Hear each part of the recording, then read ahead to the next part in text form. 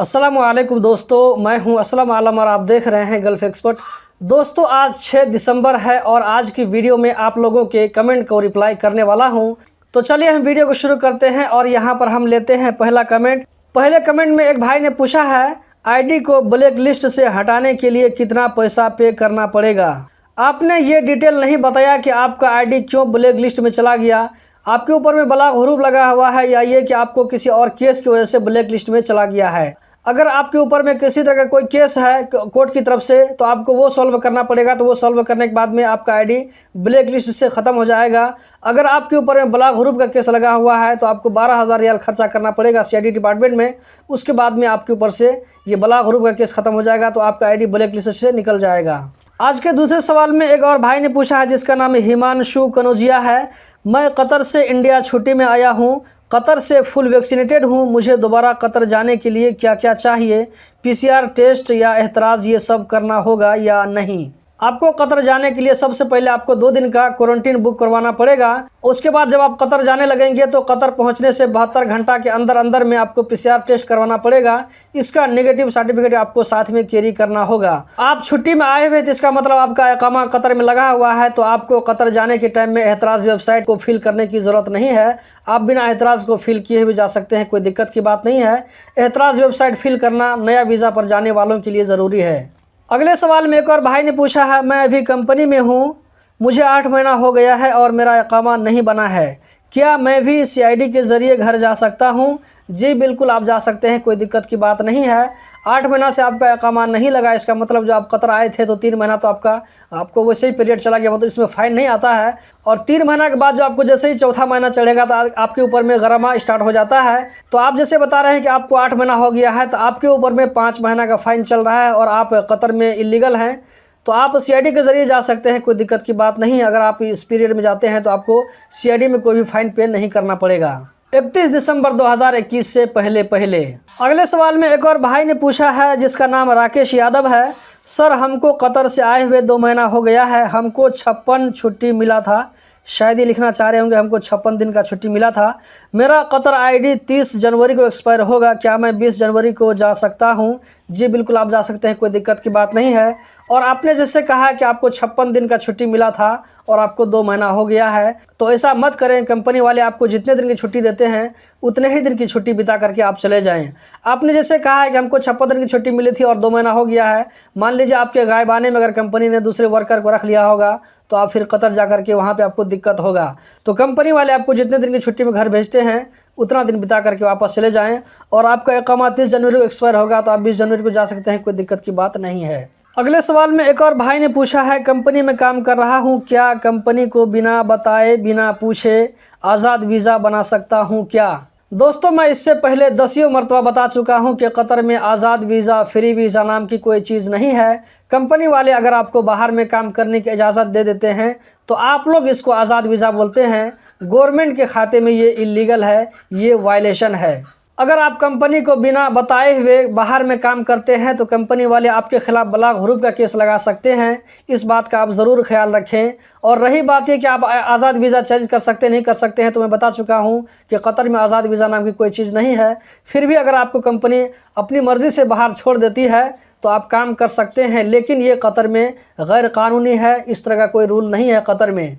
Qatar में rule ये है कि आप कहीं भी काम करें तो कंपनी के अंडर में रहकर काम करें, कंपनी की निगरानी में आप काम करें। अगले सवाल में एक और भाई ने पूछा है, कंपनी आईडी नहीं बना रही है, क्या करें? आप लेबर मिनिस्ट्री में कंप्लेन कर सकते हैं। वहां आप जाकर के कंप्लेन कीजिए कि मेरी कंपनी मेरा आईडी नहीं बनवा रही है, क्या प्रॉब्लम है। तो जब लेबर मिनिस्ट्री वाले कंपनी से कांटेक्ट करेंगे तो अगर कुछ प्रॉब्लम है तो उस टाइम वो क्लियर हो जाएगा। आपको हेल्प मिलेगा तो लेबर मिनिस्ट्री में ही हेल्प मिलेगा।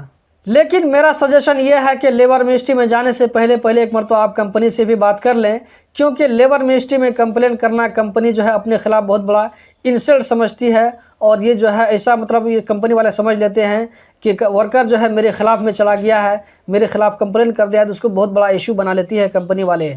अगले सवाल में एक और भाई ने पूछा है, मैं 2017 में एम्बेसी के ज़रिए इंडिया गया था, अब मैं दोबारा कतर जा सकता हूं या नहीं, या मुखालफा भरना पड़ेगा? आपने ये तो बताया कि मैं एम्बेसी के ज़रिए घर गया था, लेकिन आपने ये नहीं बताया कि एम्बेसी के ज़रिए आपको जाने की ज़रूरत क्यों पड़ी। आपको क्या परेशानी थी कि आपको एम्बेसी के ज़रिए जाना पड़ा। अगर आप ये परेशानी या प्रॉब्लम इसको मेंशन कर देते तो मैं आपको ज़रूर कुछ न कुछ गाइड करता। और आपने कहा है कि मुझे मुखालफा भरना पड़ेगा या नहीं भरना पड़ेगा, तो इससे लगता है कि आपका केस कुछ और ज़्यादा हैवी होगा।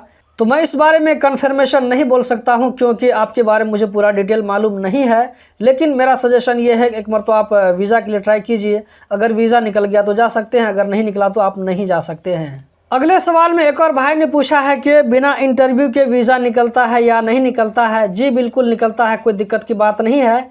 इंटरव्यू देना ये अलग चीज़ है और वीज़ा निकलना ये अलग चीज़ है। अगले सवाल में एक और भाई ने पूछा है, बिना वैक्सीन लगाए कतर जा सकते हैं या नहीं। अगर आपके पास में कतर का इकामा है तो कोई दिक्कत की बात नहीं है, आप जा सकते हैं। इस सूरत में आपको कतर में 7 दिन का होटल क्वारंटीन या मुकन्निस क्वारंटीन बुक करना पड़ेगा। अगर आपके पास में कतर का इकामा नहीं है, वीज़ा है, वर्क वीज़ा है, तो फिर भी आप जा सकते हैं। आज ही मैंने ये जानकारी किसी दूसरे भाई से ली है, तो उन्होंने कहा है कि वर्क वीज़ा पर भी जा सकते हैं, 7 दिन का क्वारंटीन होगा। इसके अलावा जो बाकी वीज़ा है, विजिट वीज़ा, बिजनेस वीज़ा या इस तरह के टूरिस्ट वीज़ा, ये सब हो गया ऑन अराइवल वीज़ा, तो इस वीज़ा पर आप कतर नहीं जा सकते हैं बिना वैक्सीन लगाए। लेकिन वर्क वीज़ा पर लोग कतर जा रहे हैं और 7 दिन का आपको होटल क्वारंटीन होगा। दोस्तों एक बात मैं आप लोगों को और बता देता हूं, वो ये कि आज 6 दिसंबर है और आज मैं आप लोगों को ये बात बता रहा हूं। हो सकता है कि 2-4 दिन के बाद में ये रूल अगर चेंज हो जाए, आप 2 हफ्ता के बाद 10 दिन के बाद ये वीडियो देखेंगे, तो अगर उस वक्त अगर रूल अगर चेंज हो जाए तो इसके बारे में मैं कुछ नहीं कह सकता हूँ।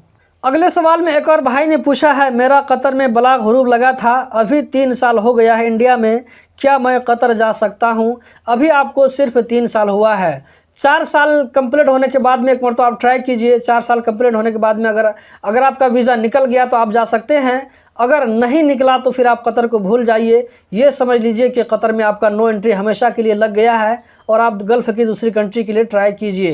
एक बात मैं आपको अपनी तरफ से तजुर्बे की बात बताता हूँ, वो ये कि अगर आपका कतर में बलाग हुरूब का केस लग जाता है तो आप कतर को भूल जाइए। दोबारा कतर का वीज़ा निकलना बहुत मुश्किल है। वीज़ा निकालने से पहले आपको CID में 12,000 रियाल पे करना पड़ेगा, जो कि बहुत मुश्किल है। इससे आप बहुत कम अमाउंट में गल्फ़ की दूसरी कंट्री में जा सकते हैं या आप अपने मुल्क में कोई आप कारोबार भी सेट कर सकते हैं। अब हम इस वीडियो का आखिरी सवाल ले लेते हैं। आखिरी सवाल में एक भाई ने पूछा है, मैं अपनी कंपनी चेंज करना चाहता हूँ, कोई सोल्यूशन बताइए। मैं अभी नया आया हूँ कतर में, मेरा कतर ID भी नहीं बना है। इससे पहले मैं कंपनी चेंज करना चाहता हूँ।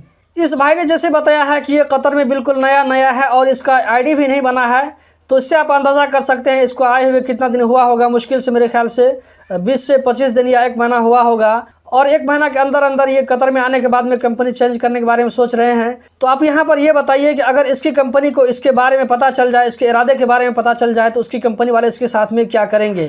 पहली बात तो यहाँ पर मैं क्लियर कर दूँ कि NOC के बिना चेंज की कोई भी सूरत नहीं है। अगर आप कंपनी से चेंज मांगते हैं तो आपकी कंपनी वाले आपके साथ में कुछ भी कर सकता है। मान लीजिए अगर कोई सनकी मुदीर रहेगा, जो थोड़ा सा अगर गर्म मूड का अगर मुदीर है, तो आपको बलाग हुरूब में भी डाल सकता है। आप थोड़ी देर ये सोचिए कि मैं कंपनी का मुदीर हूँ, मेरी कंपनी में कोई वर्कर आता है और ये आने के बाद वो सोचता है कि मैं दूसरी जगह चला जाऊँ, तो आपको क्या फीलिंग होगा। तो दोस्तों कभी भी इस तरह मत करें कि किसी कंपनी में जाते ही आप वहां से चेंज करने के बारे में सोचने लगते हैं। ये बहुत ही गलत बात है। सिर्फ अपने फ़ायदे के बारे में मत सोचें, कंपनी का भी नुकसान होगा इसमें। आपका दूसरी जगह चले जाएंगे तो कंपनी में काम कौन करेगा, थोड़ा इसके बारे में सोचिए आप लोग। और आप में से इस तरह की बात जो लोग सोचते हैं सिर्फ अपने फ़ायदे के लिए सोचते हैं, कंपनी के फ़ायदे के लिए नहीं सोचते हैं। मान लीजिए कि अगर आपकी कंपनी ने आपको बलाग हुरूब लगा दिया तो आप क्या करेंगे। आप थोड़े से ज़्यादा पैसों के लिए आप कतर में अपने करियर को दांव पर लगा रहे हैं, तो इस तरह का सोच मत रखें।